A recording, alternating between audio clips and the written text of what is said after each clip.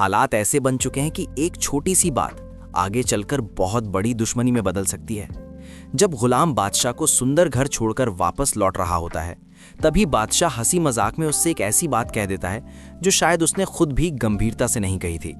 बादशाह कहता है, जा गुलाम, तुझे भी इश्क करने की इजाजत है। अगर किसी से मोहब्बत है तो जा और उसे हासिल कर ले।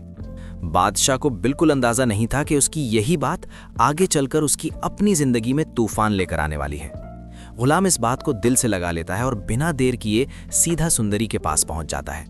गुलाम पहली बार अपने दिल की बात साफ साफ सुंदरी के सामने रखता है। वो उससे पूछता है, अगर मैं तुमसे निकाह करना चाहूं तो क्या तुम मेरा साथ दोगी? सुंदरी कुछ पल खामोश रहती है। उसकी जिंदगी पहले ही बहुत मुश्किलों से गुजरी है, इसलिए वो किसी भी फैसले से पहले सोचती है।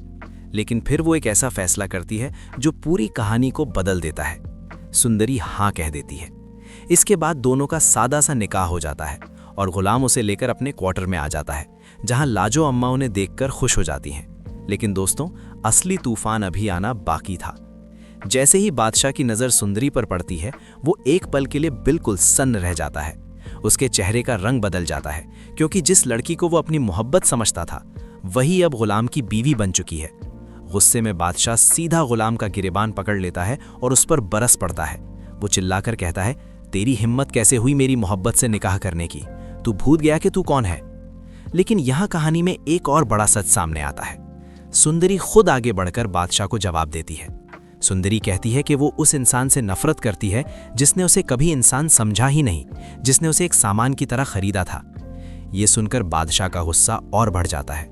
वो गुलाम को धमकी देता है कि ये शादी ज्यादा दिन तक नहीं चलेगी और बहुत जल्द वो सुंदरी को उससे छीन लेगा। आने वाले एपिसोड में गुलाम भी अब पहले जैसा चुप रहने वाला नहीं है।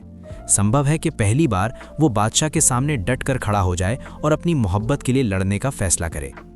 उधर जब जहाद को ये खबर मिलती है कि गुलाम ने उसकी बात नहीं मानी और सुंदरी से निकाह कर लिया है, तो वो गुस्से से पागल हो जाता है। लेकिन वो सीधी लड़ाई करने के बजाय एक चालाक प्लान बनाता है। वो जानता है कि अगर बादशाह और गुलाम के बीच दुश्मनी बढ़ गई तो उसका फायदा वही उठाएगा। इसलिए वो दोनों के बीच गलत फहमियां पैदा करने की कोशिश करता है। मगर किस्मत का खेल देखिए, इसी दौरान खुर्शीद बीबी को पता चलता है कि सुंदर घर में एक नई लड़की आई है।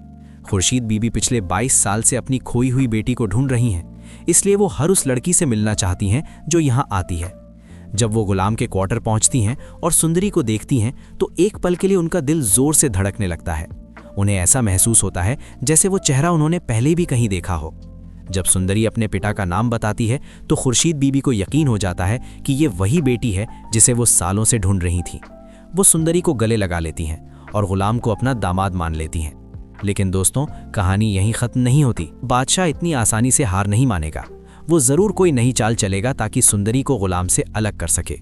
संभव है कि जहाद भी इस खेल में शामिल होकर हालात को और खतरनाक बना दे। अब असली सवाल यही है, क्या गुलाम अपनी मोहब्बत को बचा पाएगा? क्या बादशाह अपने जुनून में कोई बड़ा कदम उठा लेगा? और क्या खुर्शीद बीबी सच में अपनी बेटी को हर खतरे से बचा पाएंगे?